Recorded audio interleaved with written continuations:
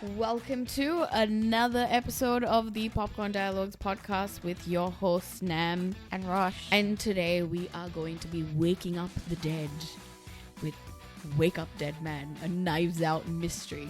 Woo! Woo! So get ready, people. We are diving straight into the latest Knives Out film.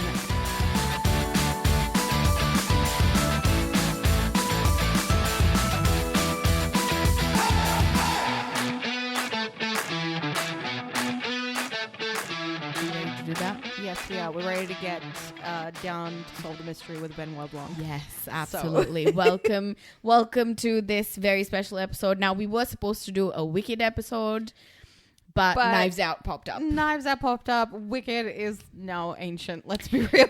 We were supposed to do it last week, and then life happened. Life happened. Yeah, so we decided let's just skip the Wicked. We can do it later when it comes out on streaming, and we will talk instead about the new Knives Out film, which is Wake Up Deadman. So here we go. This is your spoiler warning. We are going to be talking all things spoiler. Delving deep into the whole film. Yes. So if you don't want any spoilers, and I suggest don't even look them up. Nope.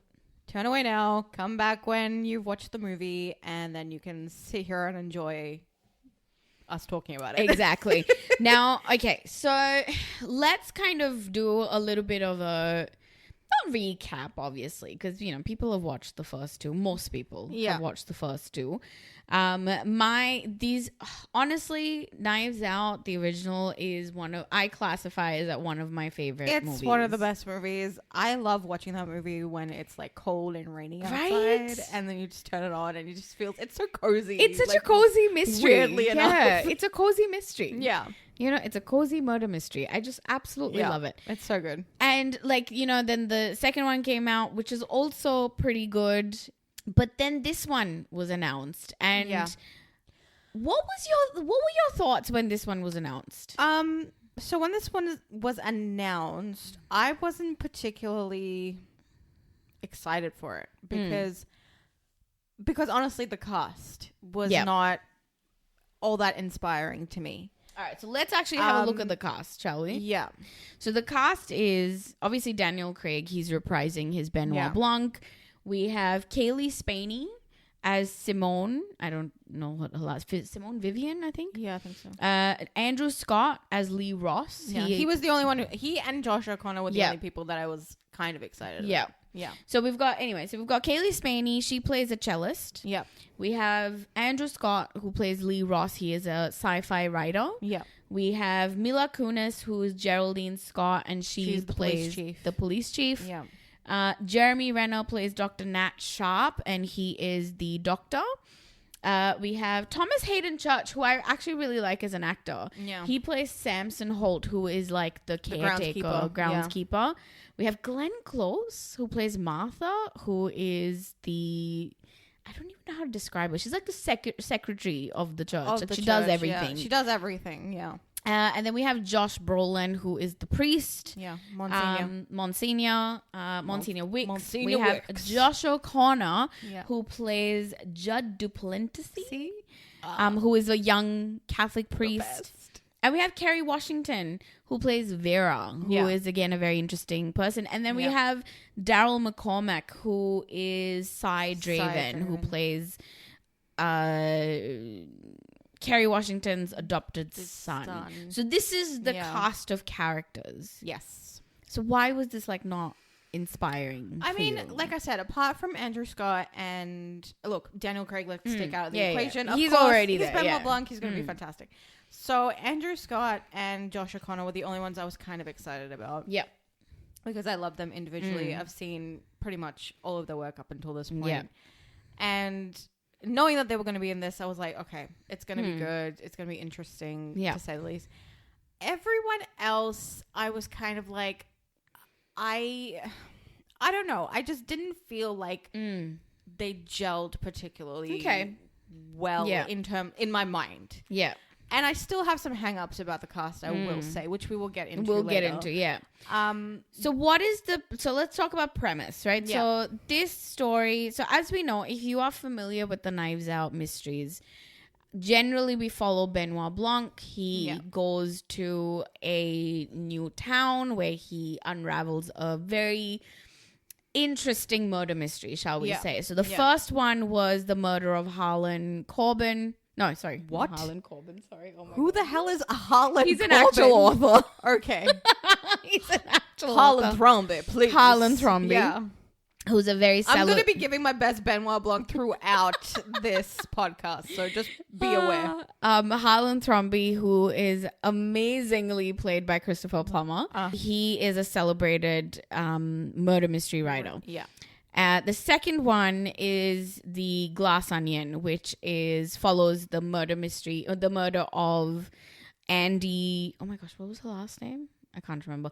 Yeah. And she is played by Janelle Monáe. Yeah, in a double role. Yeah. Amazing. What a beautiful... I actually really enjoyed that aspect of it as well. Yeah. And then this one, Wake Up Dead Man, is the mystery of the death of Monsignor Wicks. Monsignor Wicks. In a very... Monsignor Jalapeno. So good. In a close... What does he call it? He calls it something. It's like a particular term.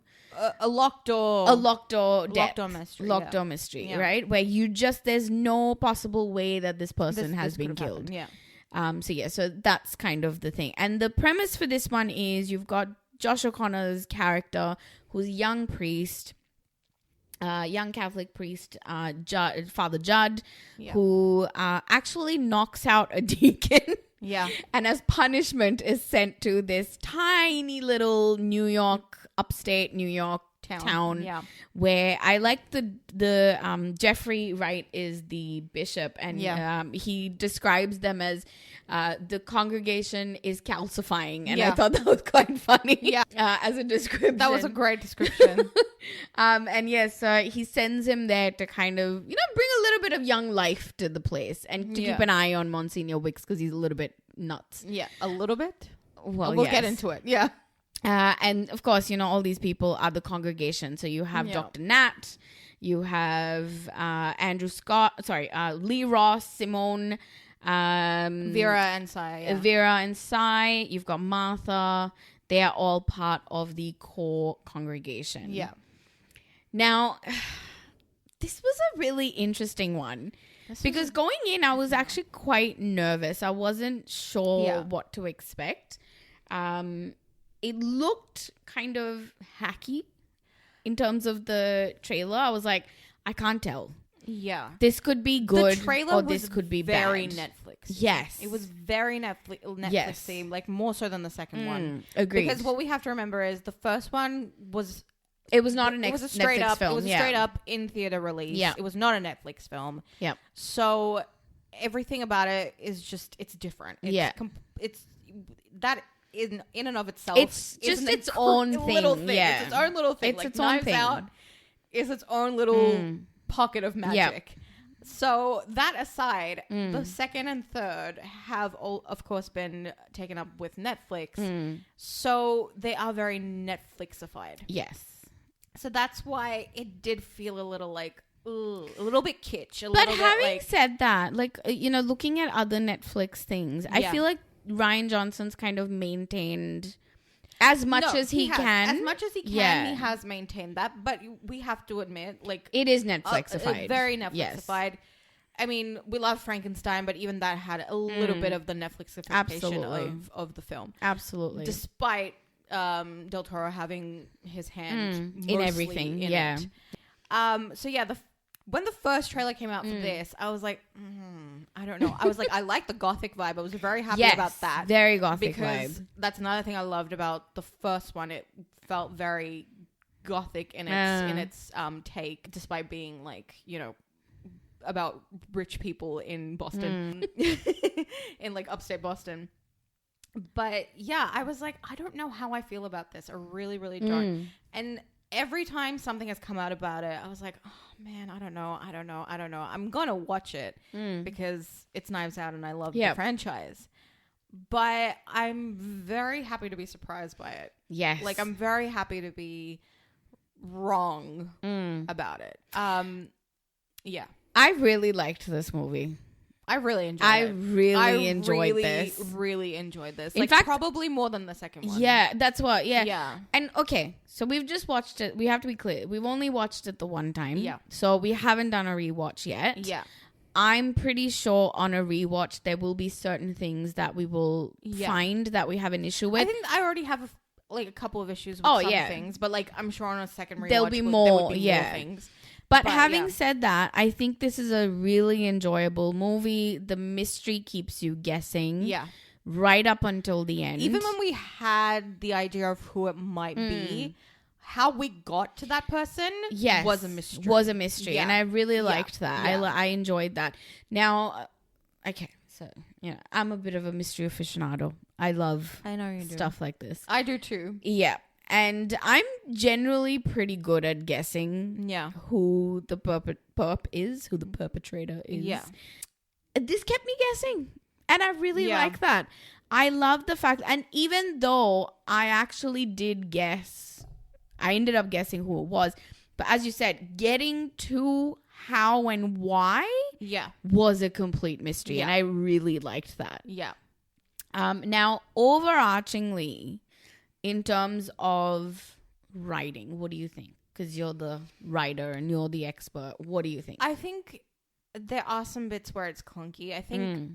So I guess this is where we get into the cast a little bit. I don't necessarily think they all bounced off each other very well. Yeah. Like as compared to the first one, as compared to the second one, which were honestly gold. Like completely fantastic. Agreed. Like especially the first one. Oh my gosh, the first one's amazing. Like the inspired casting of the first one, I will never get over it. Right? Like, ever. I will never. Okay, let's actually have a quick comparison of that, right? So the first... I was going to leave that till the end, but anyway. We'll talk about that at the end. Like, the three together. Yeah, but I agree. Like, very different. Very, very different. Yeah. So I don't know that it was... maybe they're all very... Like, they're all kind of very different actors. Whereas, like... In the past, we've had very similar people in terms of like Kate Hudson and Catherine Hahn are similar in the fact that they know how to make something comedic. Yes. While also being very sincere in the type of role that they're playing. So like, Birdie is very just out there, balls to the wall crazy.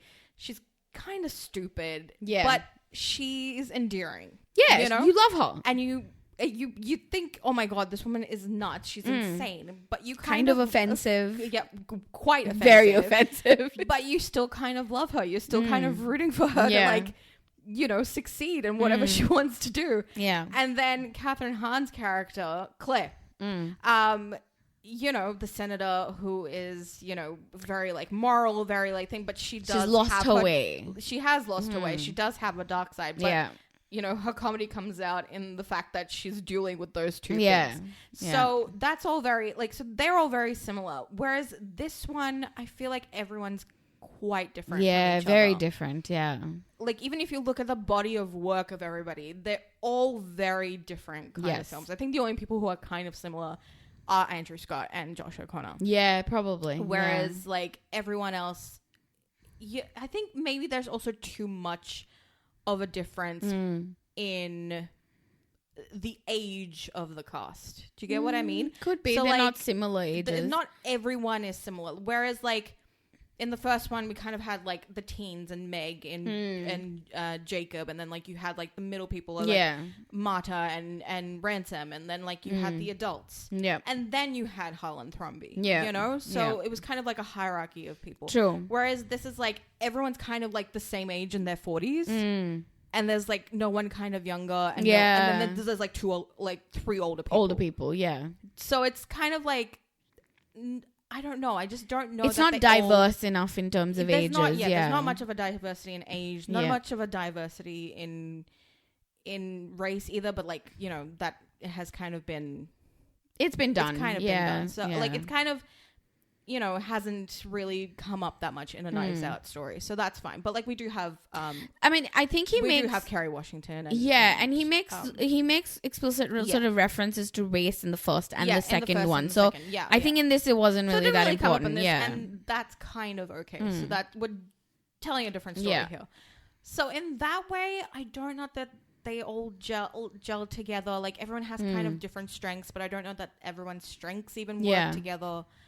Like, the ensemble scenes with them were not the strong points. And that's where the dialogue kind of fails. Where the dialogue kind of failed a little bit as well. Whereas, like, the dialogue is so strong in the other movies. Yeah. In the ensemble parts in particular. That's where the dialogue shines. Yeah. Like, just look at the eat shit scene. Oh my gosh, that scene is the best. One. I mean, it's iconic. You can't even really compare. It's iconic. But it works. You see the eat shit scene in the first one, and in the second one, it's the pool scene. The pool scene, yeah. You know? Yeah. Where they're talking about the fax machine and all of that sort of stuff. Yeah. And even though you've got majority on one side, and then you've got Catherine Hahn's character and Leslie Odom. They're sort of a little bit away, but they're also part of it. Like, it plays out so interestingly. Really well. Like, dialogue-wise, it just works. Whereas this time around, I just don't feel like the dialogue of the ensemble scenes was very strong. And that's where the movie really lacked for me, was the ensemble stuff. I agree. I think that's that is the main concern I've had about it.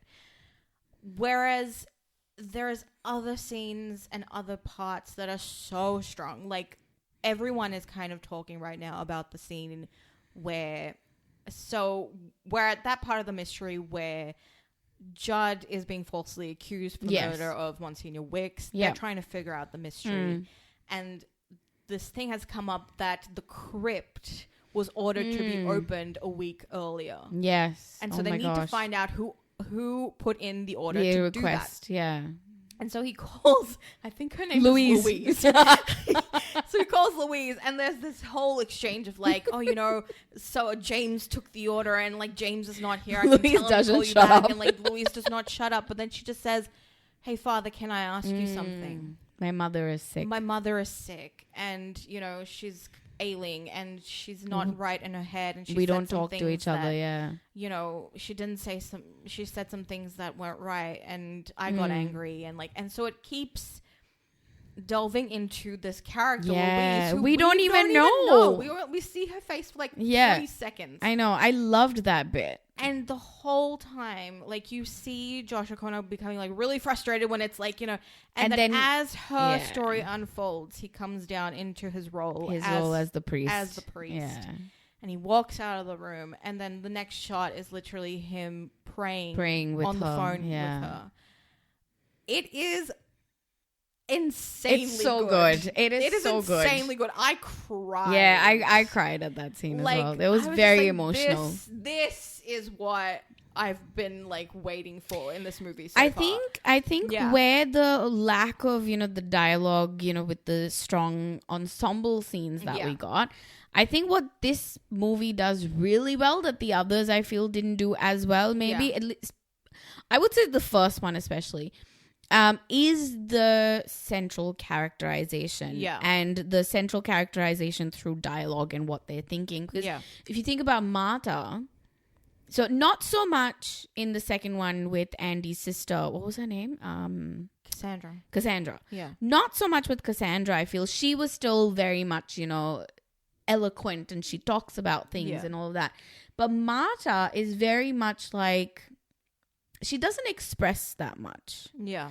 You know, like, she kind of reacts a lot. Yeah. And she doesn't reflect as much. Yeah. Because everything is just happening so fast. Yeah. All she can really do is react. Yeah. And kind of really, because there is not really a moment for her to like to reflect on anything. Reflect on anything. You know, she only really reflects at the end. She only really starts to reflect in the bar scene with Ransom. Yes. Yeah. Where she's like, what if I, you know.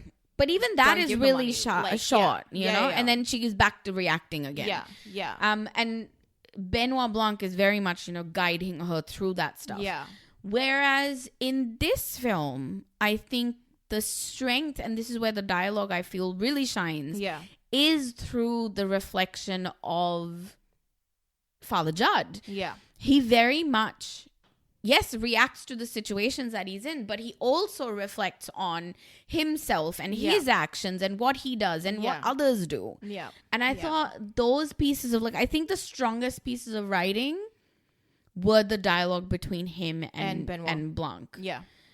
Those were amazing. Yeah, those were fantastic. Like, even just starting it off with him expressing what has happened in the last 9 months through the letter.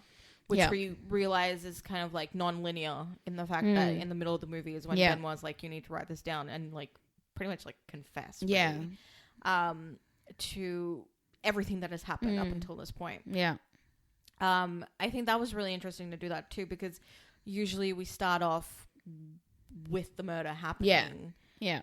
But through that letter, the murder kind of happens maybe like 20 minutes to like half an hour in. So that was an interesting way to do that. But yeah, I agree. Like, the stronger points of dialogue are with Judd and Blanc. So yeah.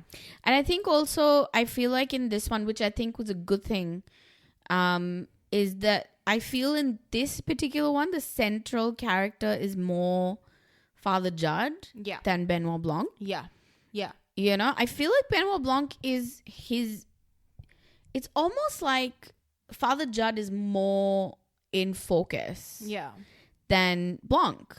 Yeah. And I think that could just be because now we're kind of used to Blanc. Yeah. Whereas in the first movie, we can't help but be drawn to him because number one, it's Daniel Craig. We've never seen him do something like this. And so it's very weird. His entrance into the movie is much later than it has been in the first two. Exactly. Yeah. So that really goes to show who the focus is going to be on. It's going to be on Judd this entire time. Yeah. So I think that was really interesting to see. And I think that's kind of where the strength of this film is. Yeah. So, and in that way, again, maybe the fact that the focus is so much more on him rather than like the ensemble as a whole, again, that is kind of lacking because the strong part of a murder mystery is the whole ensemble. Yeah, true. But I guess this is just a different way, a different take of doing it. So yeah, I guess you could. I guess you could do that. I think in terms of like looking at characters, looking at different characters. Obviously, you know, we've got Father Judd, who's like your main character. I think if you were looking at performances, I should say, not characters, performances, who do you think, like, obviously we've got, you know, Josh O'Connor's amazing, but apart from him, who would you say would be like performance wise just kind of knocked it out of the park? Glenn Close. Right? Like, I was not expecting that. That was like, I mean, how can you not expect that from Glenn Close? But like, amazing. She's kind of been lacking lately. And she's in that old fair, which everyone's like dragging. All right. But man, Glenn Close did what Glenn Close does. And look, and that kind of just makes me go, you know what? She's doing All's Fair and all that stuff. She needs the bag. She needs, You know, and it's an easy job for her. It's an easy job. It's fun. Yeah. You know? Yeah. She gets to gawk at Kim Kardashian, I guess. I mean, excuse me, she gets to gawk at Sarah Paulson. No, but like gawk at Kim Kardashian in a funny sort of way. Okay, right? I thought you meant gawk as in like hello, because let's be real, Sarah Paulson is beautiful. I know, not in that sense. But yeah, like, you know, but yeah, it kind of was like, this is why. She was the only other person. She was kind of the one I was going to be like, was the one who I was a little bit more worried about. And I don't know why, because it's Glenn Close. Hello. Yeah. But as I said, lately, kind of not doing much. But she, apart from Josh O'Connor, completely blew me away. I would say I really enjoyed Jeremy Renner. I enjoyed him in the fact that he was doing something different, and he kind of is the one who was an accomplice in the whole thing. But wasn't the strongest performance. No, I don't think performance-wise I would say it was a very strong performance. I wouldn't say it's a performance because there's not that and much that he does. That many lines. But what I liked about that was, and I'm pretty sure this is just after his accident that he did this. Possibly. No, there was a bit of a gap. There's quite a bit of a gap. Yeah, but still, like, I can understand why he would do something that's not super, like, maybe, you know. But I liked seeing him in something like this where he's so pathetic.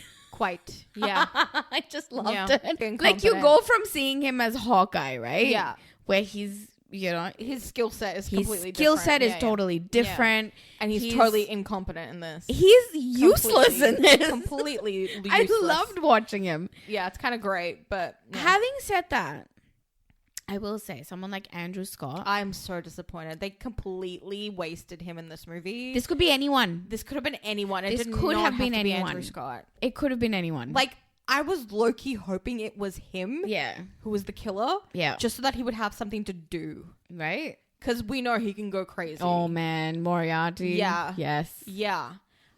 We know he can go absolutely insane. And I was constantly just waiting for the Andrew Scott-ness to come out.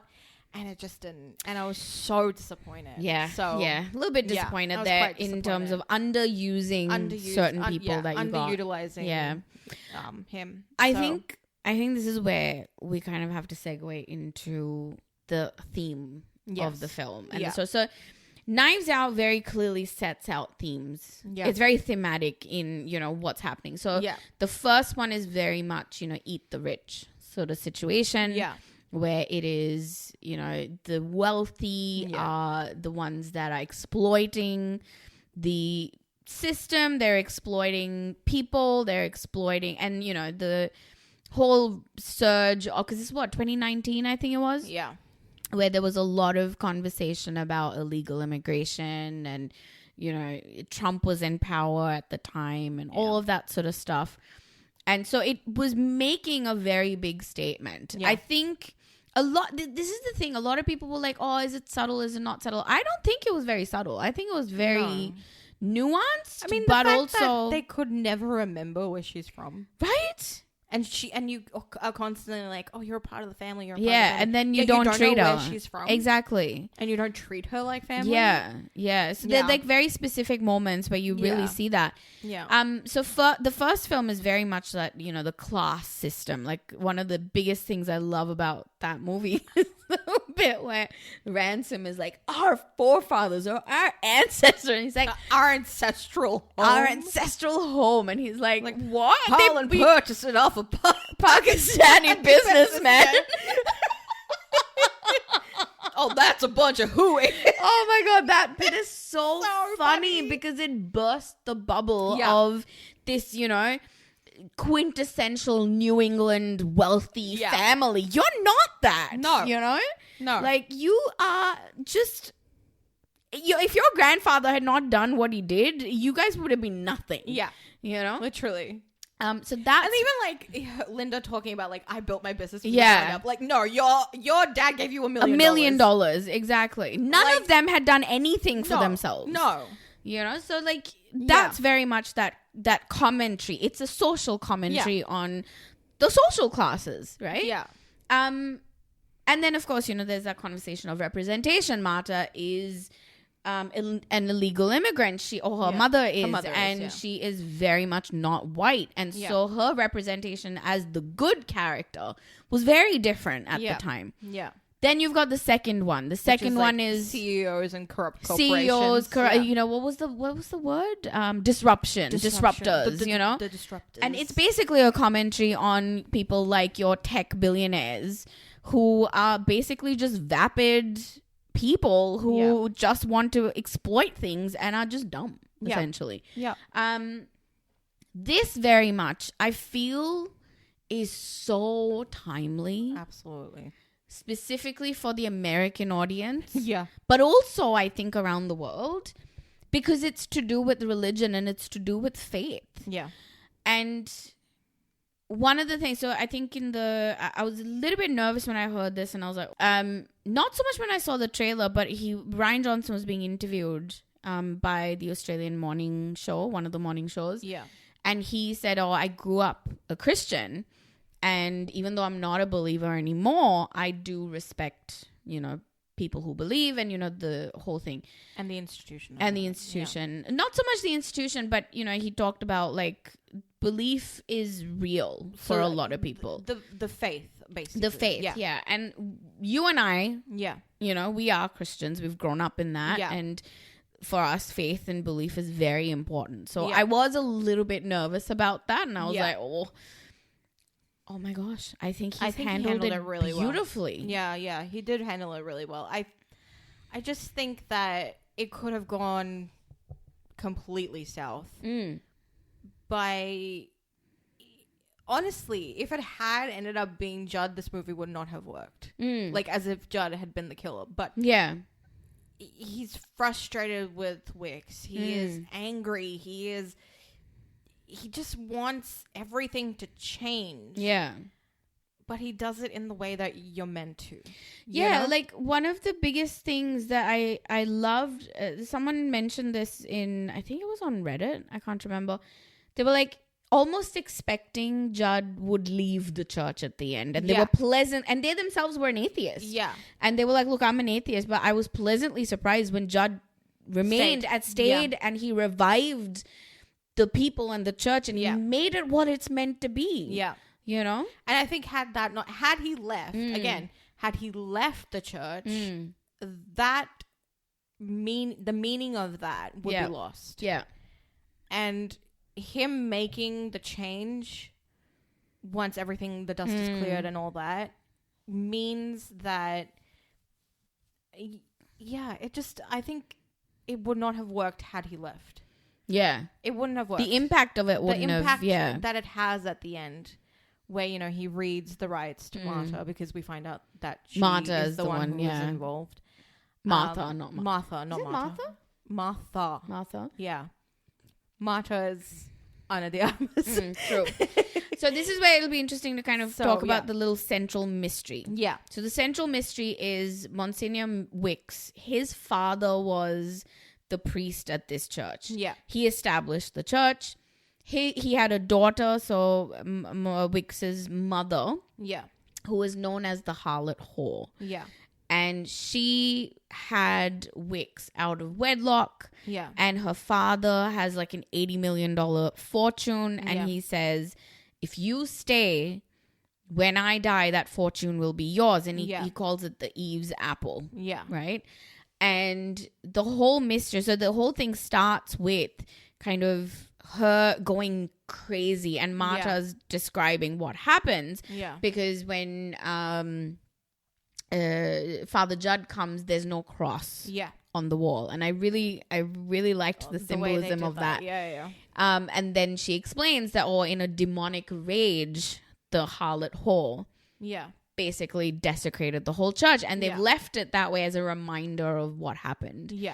And then we slowly find out that she was essentially just a victim, really, of judgment and prejudice, because she was a single mother. She was treated pretty badly.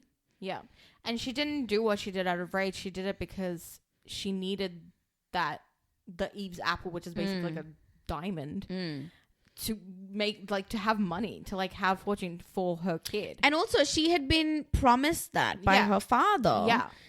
When that was a lie. He lied to her. He trapped her there. Yeah. He lied to her all her life. Yeah. And then swallowed it and killed himself. Yeah. And then goes to the grave with the Eve's apple. Yeah. Knowing that his daughter is never going to find it. Yeah. And it's just horrific what happens to her. And so, obviously, there's that conversation of what happens to people who lose their faith, who go astray, quote unquote, you know, and do you judge them? Do you kick them out? What happens to that? Yeah.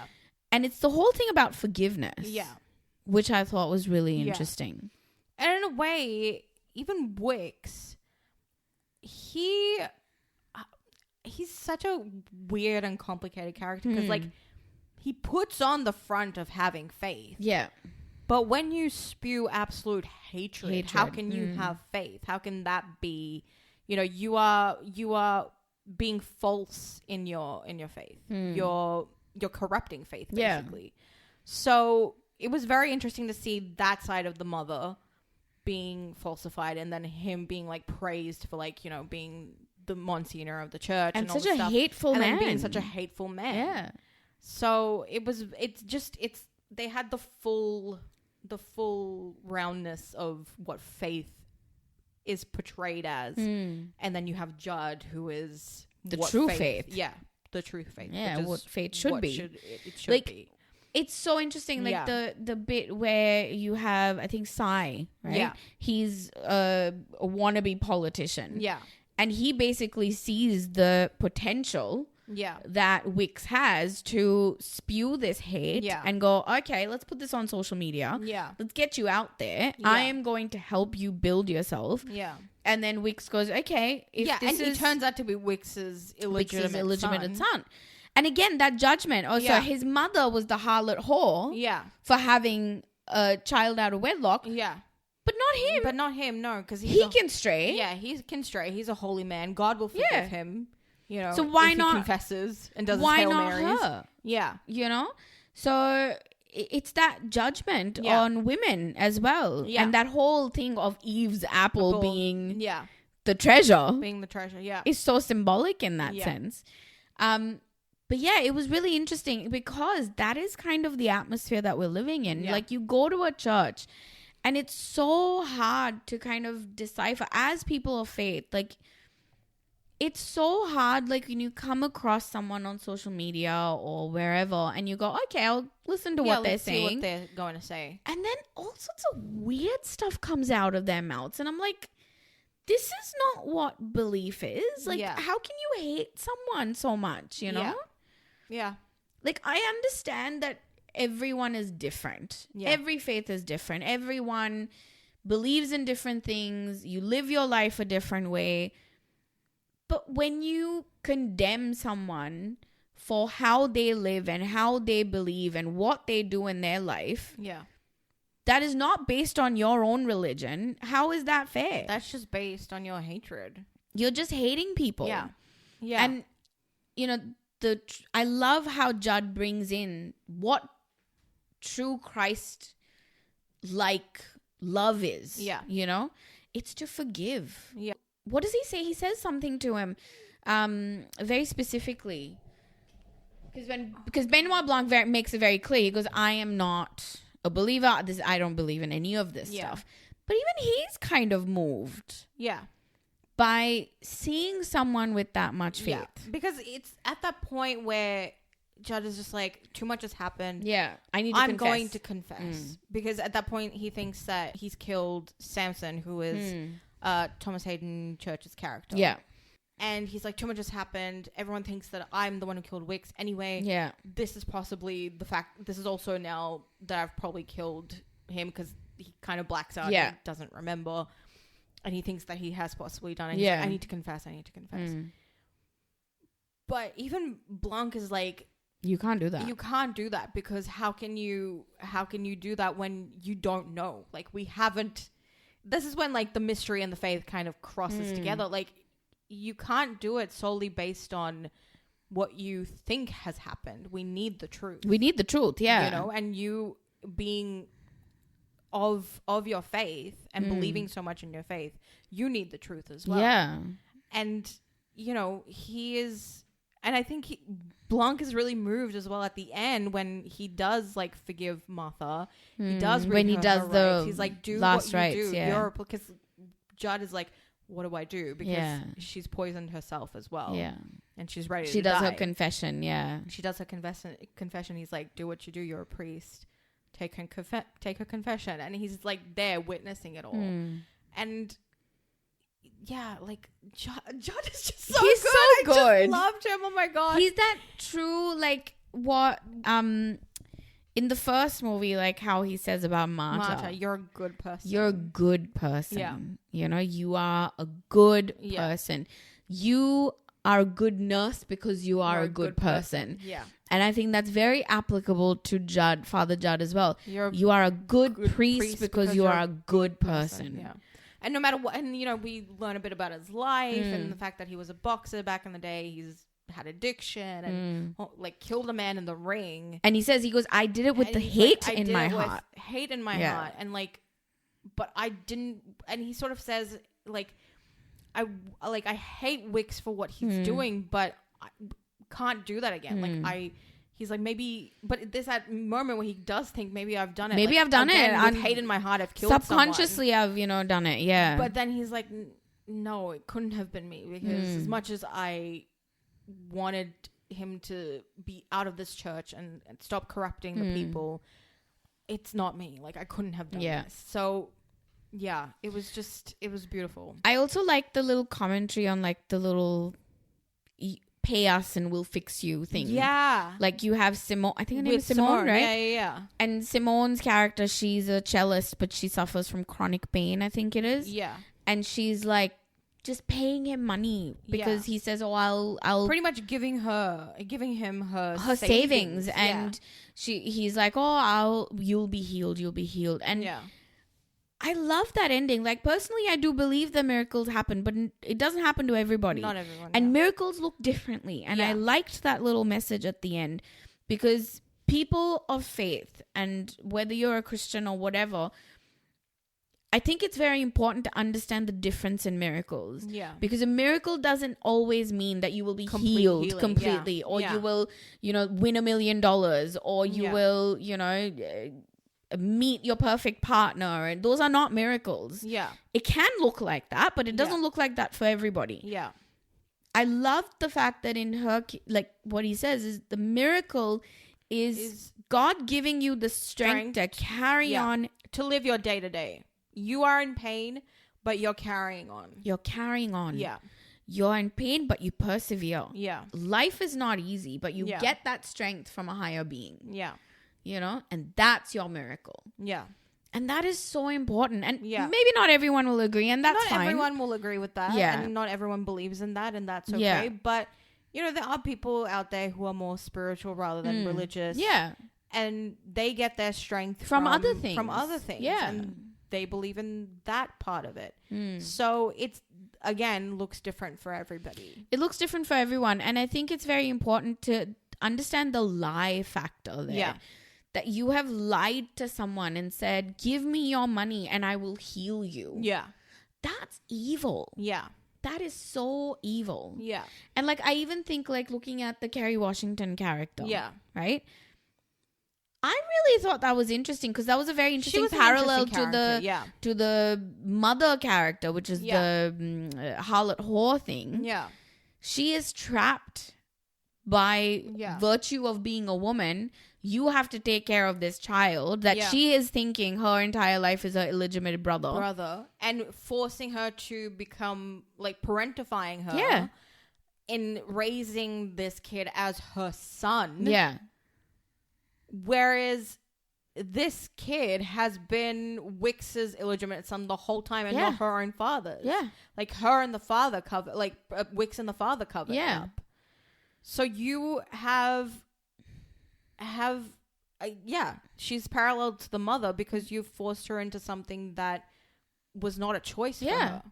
That's not what she wanted. Yeah. In her life. She was never allowed to make any choices. Yeah.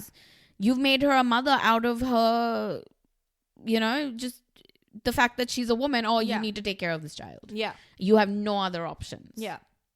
That's awful. Yeah. That's a horrible thing. Yeah. And I think Martha, again, is a very interesting little, I wouldn't say stereotype, but like not even a caricature, but like an example. Yeah. Of the kind of person who has so much faith. Like, I really liked her motivations. Her motivation was not greed. Yeah.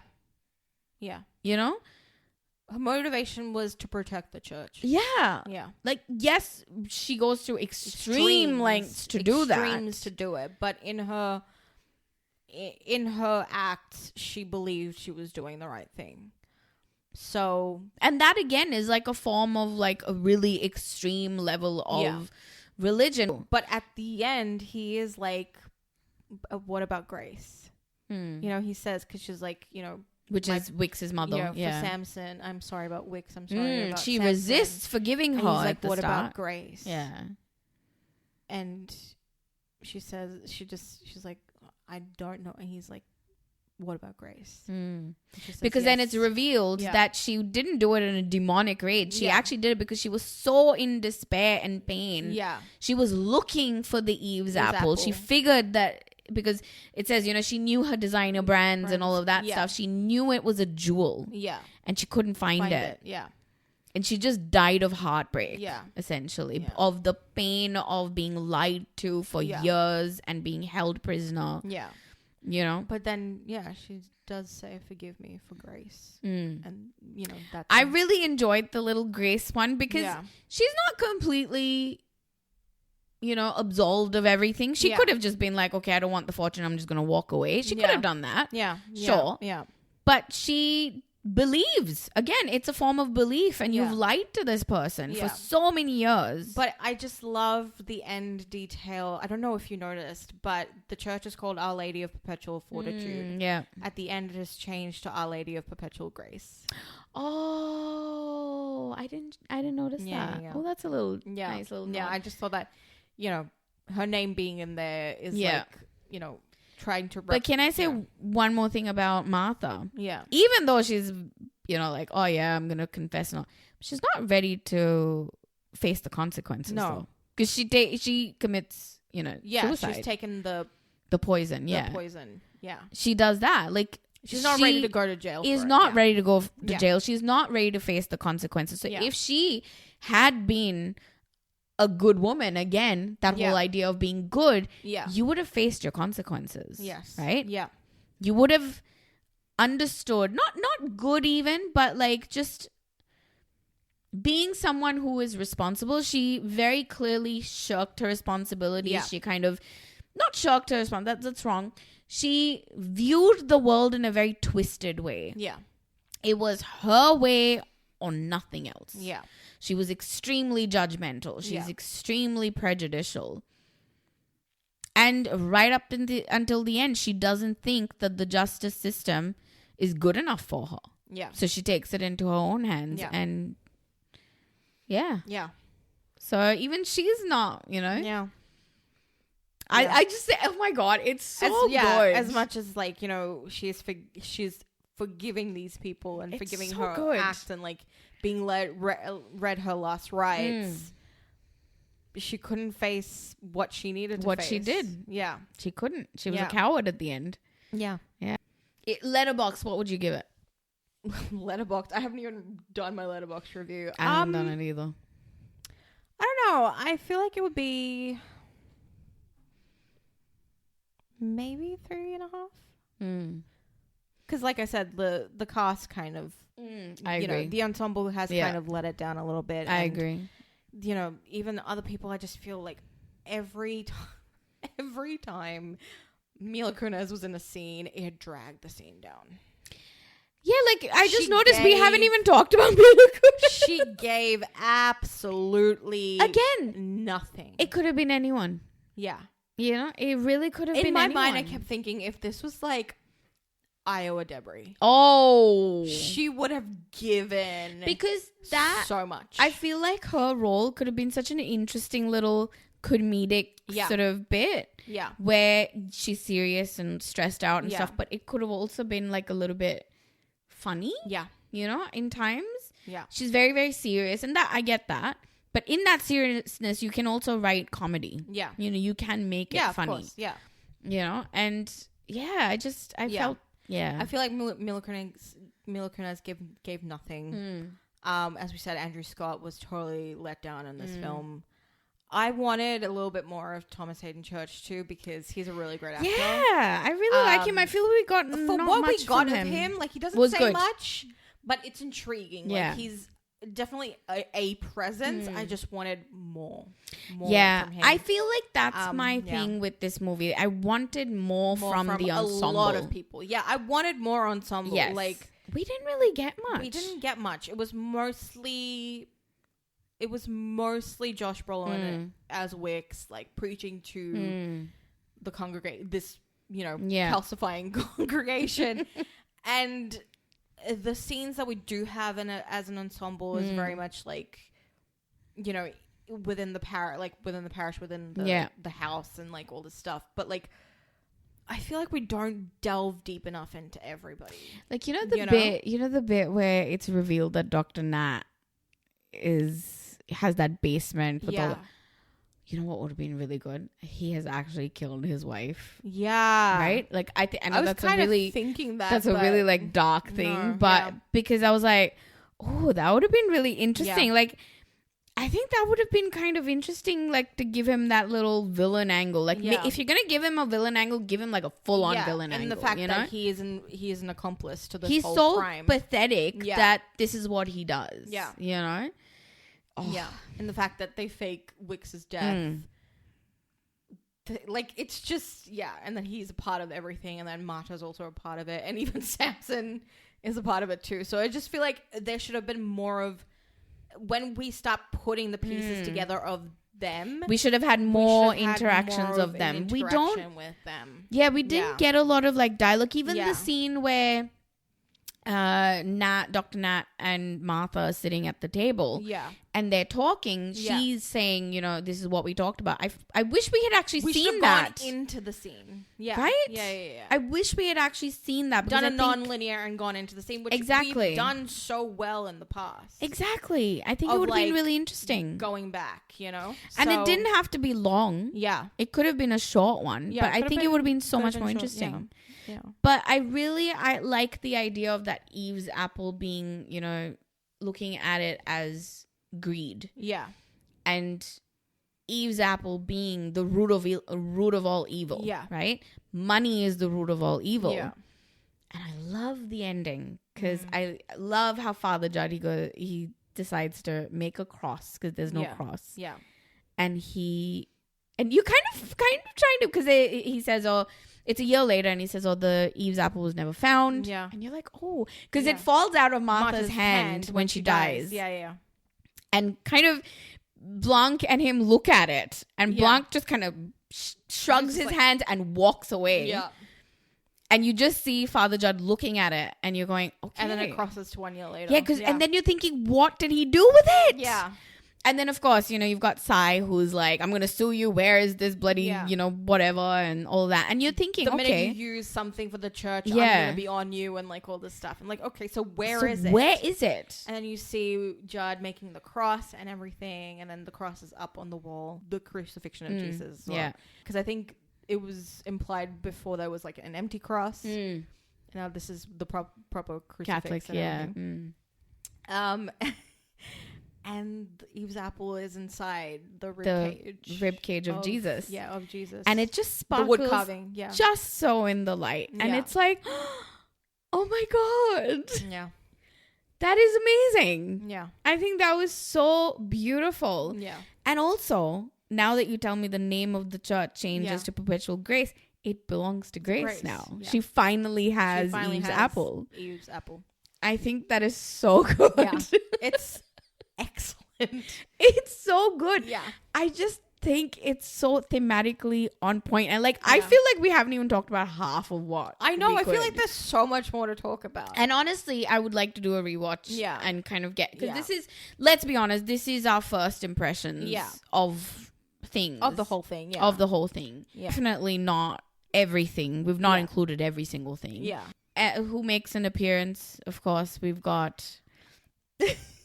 What's his name? Trooper Wagner. Trooper Wagner. What's the actor's name? He is, I'll tell you. Trooper Wagner. Oh my gosh, where is he? Oh, Noah Segan. Yeah, Noah Segan. And he comes as the bartender in this. Yeah, I just love that. I mean, it kind Il Diablo. Yeah, I guess why they didn't do, because he does have a slightly bigger role in the first one because he is Trooper Wagner. Yeah. And so in the second one, he's only there and passing. He's just the beach bum. The beach bum. And then in this, he's just the bartender. But so I love it's just funny. I love the bit with the bartender. He goes, Il Diablo, it sounded cool. It's Italian. And then the wife, brought in the devil theme, and it just kind of kept being, he goes, I don't even like the devil. Yeah. That was so funny. Oh my God, it's so funny. He doesn't even know what Il Diablo means. I know. It's dude. But yes, I think in terms of it being central on Judd, I think it's a great film. Do I wish there was more of the ensemble? Yes. But, I mean... So out of the 3, how would you rank? Obviously, the first one's going to be number 1. First one is number 1. Does this replace number 2 in terms of, like, how much you loved it? I think in terms of the themes and what it explored, I feel like this... I just feel much more... I feel like a deeper... Not love, but appreciation for this film. Yeah. So I would put this second. Yeah. And then Glass Onion would be third. Yeah. For me. Just because Glass Onion is great, but like, again, I feel like there was just too much of it felt like... It was on the nose. On the nose, an imitation of the first one, in the fact that there's the fake out and all this stuff. And true. It just felt a little too similar to me. That was one of my main issues with it. But, you know. One thing I did like about the second one, which, again, I think, and that kind of is what we've talked about in terms of the ensembles, we got to know them better. Yeah. You know? I think just the dialogue let us know so much about them.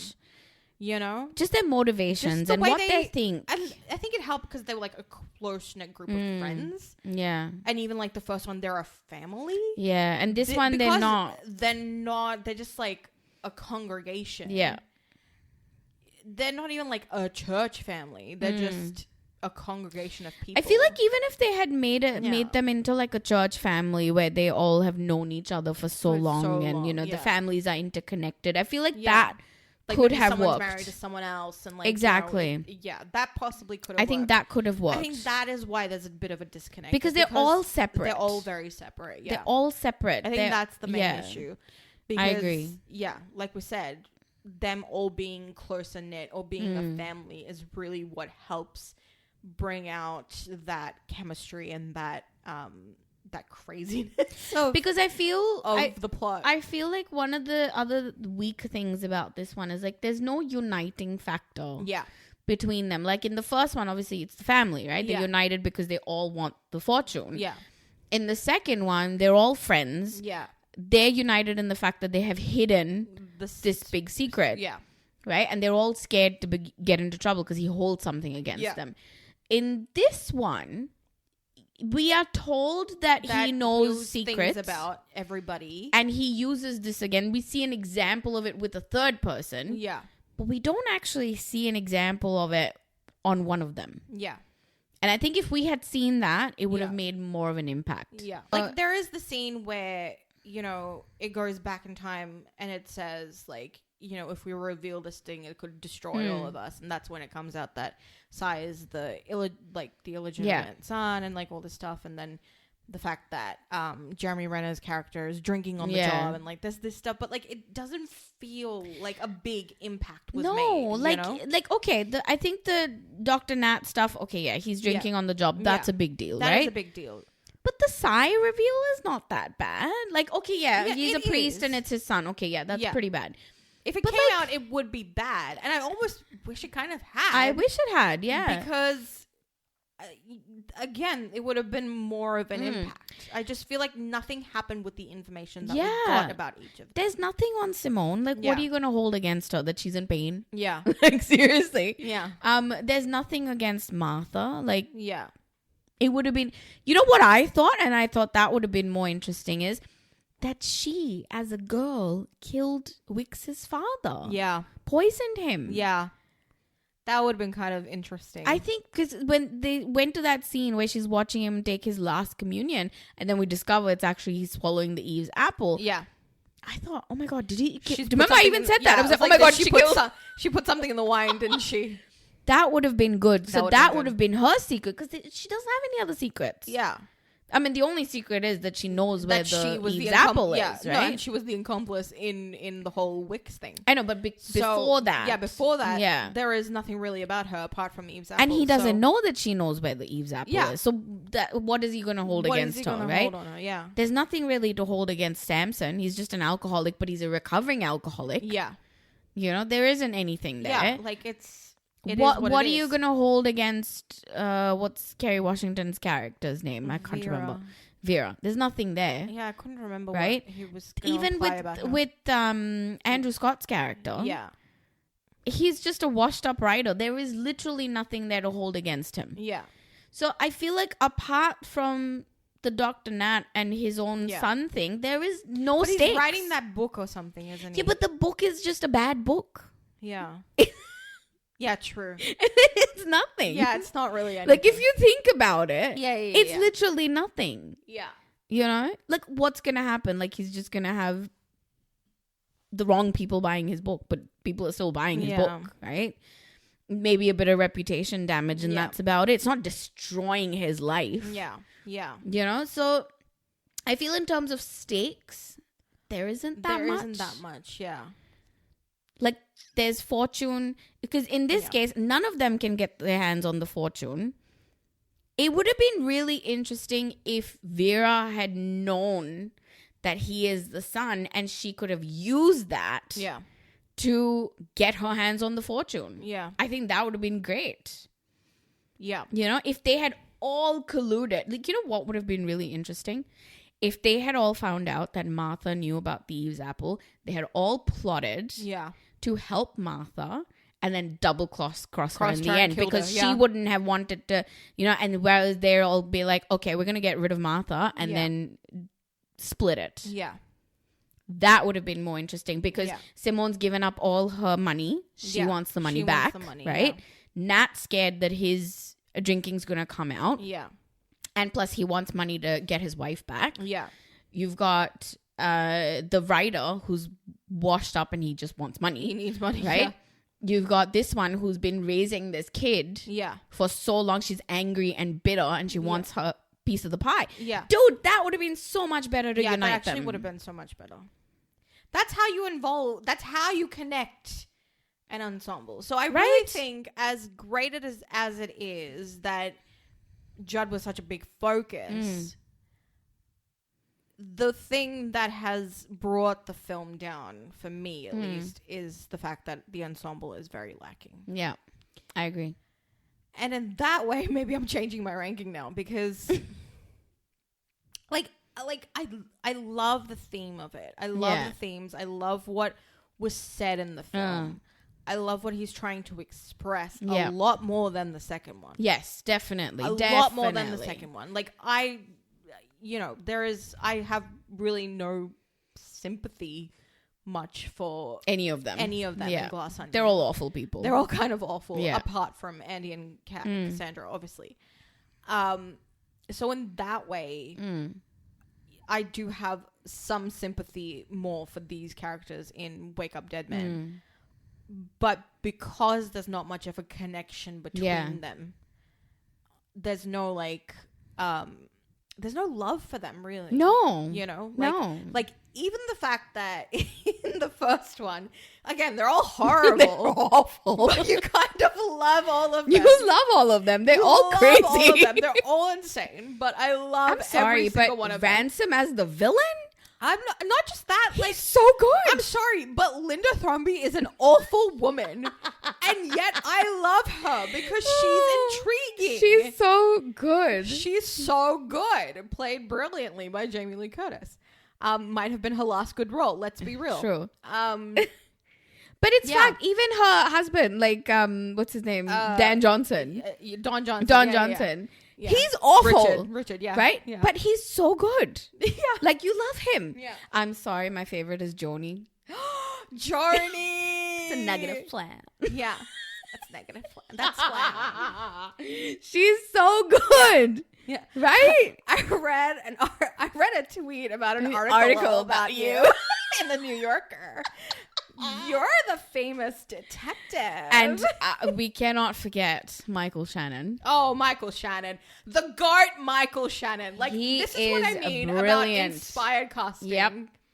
This is why the first one will always be the GOAT. Yeah. Like, the casting, like, as soon as it came out, I know. What is this movie? Like, when that first, not even trailer, when that first poster the poster came out of them sitting in the drawing room, and you know, it's Christopher Plummer and Jamie Lee Curtis, Don Johnson, Toni Collette, Chris Evans, Ana de Armas. Like, it doesn't make sense, like, and yet it makes so much sense. Like, you look at that poster without any context, and you go, "How do these people fit?" And yet they fit brilliantly. Like, what is this movie? We had no clue. We're just like, no clue. Like, it's a murder mystery. That's all we knew. Yeah. And Daniel Craig. Is James Bond. Is James Bond. Is Benoit Blanc. And then he opens his mouth. And he's Southern. Like, what? It's insane. It was actually insane. Like, I will never forget going to see that movie with two of my friends from film school. Like, we were just like, the minute it started. Yeah. First of all, it was in 35 millimeters, so that was exciting. Yeah. The minute it started, and, you know, it unfolds that, you know, the housekeeper goes up and everything. Hello. And then, just before that even happens, the dogs running out, the dramatic music, the maison scene. Yeah, the maison scene. Like, this is what I mean. Like, all of that. Amazing. And then she goes into the office and he's lying there dead. And we were just like, what are we in for? It is and so we good. were in for the wildest ride. Like, I insane. have never had such an experience of just being like, this is the most amazing thing I've ever seen. And this is why it's never, no matter how many good Knives Out he makes, he will never be able to replicate the first one. Because it was surprising. It was surprising. We didn't know it was coming, first of all. We knew they were filming something because we kept seeing like Chris Evans and like, you know, all that outfit. And we were like, and this thing has been filmed in like a month. It was like barely any time. It didn't take long. They were suddenly like, oh, we've finished production. Okay, what is this movie? No one had any clue. No idea. And then we were like, okay, we're gonna go watch it. And I was just like, amazing. So I teach this movie for media. The first one, the first one. And we do it for genre. Yeah. Right? And we do it for genre and we look at social commentary. Yeah. Right? In film.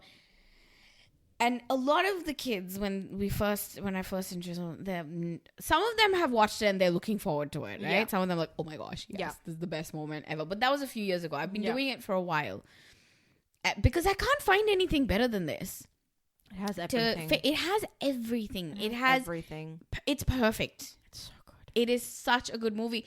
And at the end of it, because they're all intrigued again by the cast. Because they're recognizing someone like Chris Evans in it. Yeah. Like and then they look at like, and they look at like some of the other people and they're like, who is that? Yeah. Why is Chris Evans in this? Yeah.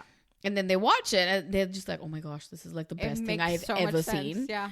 Right? And it's such a good movie. Like every part, like every time it got to like the family scenes. Magic. It was magic. Like, not just the eat shit scene, but like even before that, like congregating over the funeral and like the memorial and all this stuff, and even the will reading and even stuff. Man, that's like, good. The will reading was so good. Like the will reading was technically after the eat shit scene, but like just we are the Thrumbies, goddammit. This is still our house. And they all turn. That pause, and they all turn. It was like theater. So good. The first one, actually, yes, the first one is honestly like, it could be a play. It was Agatha Christie Mousetrap. It could be a play. That's what it was. Yeah, it could very well be a play. You could do a stage production. It was all set in that one house. Excellent. It was stunning. It's stunning. Just so excellent. Good. Yeah. One of the other things, like I will say, is with the. I think the strength in the first one, and I would say somewhat in the second one as well, was a lot of the and also in this, but it wasn't as heavy. I feel in this is the symbolism of objects. Yes, I feel like in the first one, obviously, you know, pretty much every object is a symbol of something. You know, like there's that bit where Harlan is talking to what's Linda's husband's name? Richard. Yeah. And there's those two, the eyes at the back, like those weird eyes sitting there. Yeah. That's a symbol of him watching and like understanding, right? Yeah. There's the symbol of the, oh my gosh, what is it? Obviously the knives. The thing of the knives and all that sort of stuff. There's just so much stuff in that movie. Second one as well, we've got things like obviously the glass onion and the Mona Lisa painting and, you know, all of that sort of stuff. Yeah. Oh my God, I just got it. The Jeremy Renner sauce was in the second one, and Jeremy Renner's in this one. In the second. No, that came up when Jeremy Renner was cast as well. Everybody's like, is there going to be a connection to the Jeremy Renner sauce? Funny. But there wasn't, obviously. Oh, that's funny. So, yeah. But I feel in this, other than the Eve's apple, yeah, you could say the cross could be a sign. The empty cross, the empty cross, being nothing there is a like. That's and every symbol. time, like, at least Judd opens the door, you see the him, silhouette of him in the empty space. It's almost like he's the Christ figure, like he's there to save everybody. Yeah, exactly. You know, and he's been crucified and all of that stuff to fix this church. Yeah. So I guess you could say that. But like, I feel like what they did in this one was use a lot of lighting. Yeah. Which I think was really beautifully done. Like that last scene where Benoit's standing there and the light comes through. Yeah. So good. Beautiful moment. And even, with the door opening and all of that sort of stuff. The mise-en-scene stuff is so strong in the first one. Yeah. This one, I think lighting is really key here. Yeah. And that makes sense, in terms of like all of that. You have a different focus on each one, so I thought that was really interesting how they did that and they differentiated a bit. Good. Yeah. But it was, I genuinely enjoy it. I think it was a good first watch. I hope it will live up on a second watch, but who knows. I love the madness of the second one, I will be honest. The madness of the second one is really the scene where she breaks all the glass statues. That's fantastic. Amazing. And like Bertie just picks one up and throws it and she's just like, and also just like the burning of the Mona Lisa. Like, so good. Oh my goodness. I know. That's insane. It's insane. That happened. Right? It's so insane. And then he'll be forever known as in the same sentence as the Mona Lisa, just like he wanted. So great little comeback to that. But yeah, it was really good. It was good. I really genuinely did enjoy it. But yeah, nothing's going to be the first one.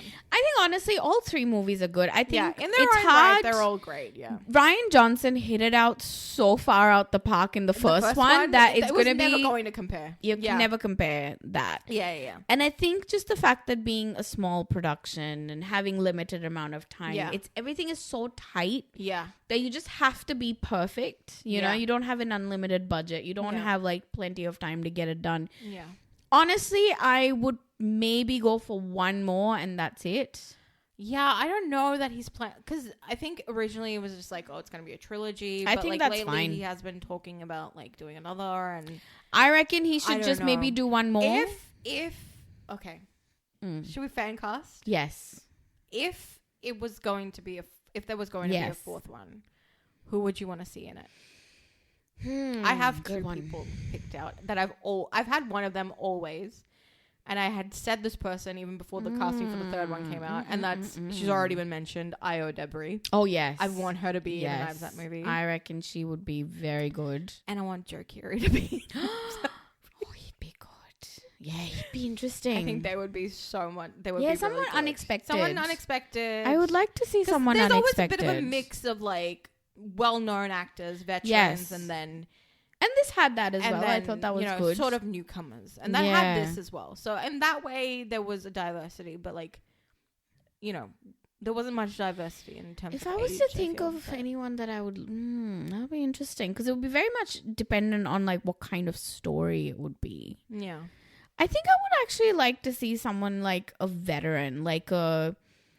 I think someone like Julia Roberts would be great in something like this. Yeah. Like just maybe pure acting. Do you know what I mean? I don't know if I can see her in like depending on him.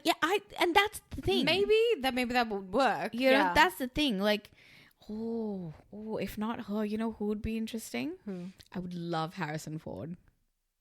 Yeah. He'd be good. Yeah.